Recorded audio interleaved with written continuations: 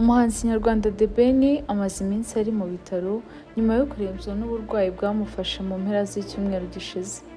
Amakuru aturuka ku nshuti ze za hafi n'umuryango we avuga ko hatangiye kugaragara ibimenyetso by'uko atamerewe neza ku cyumweru, ariko mu masaha y'ijoro ubuzima bwe burushaho kuremba. Byabaye ngombwa ko ajyanwa kwa muganga mu rukera rwo ku wa mbere.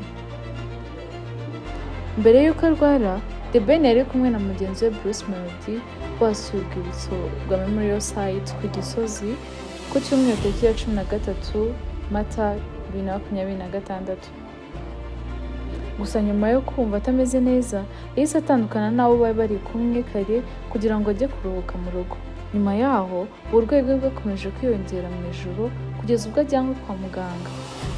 Kugeza ubu ari kwitabwaho n'abaganga mu bitaro bya Kanombe Military Hospital, ariko ntiharamenyekana neza indwara arwaye. Ibi bibaye mu gihe The Ben yari mu myiteguro y'ibitaro amaze ahuriramo na mugenzi we Bruce Melody. Byari biteganyijwe kuzenguruka imijyi ine y'u Rwanda.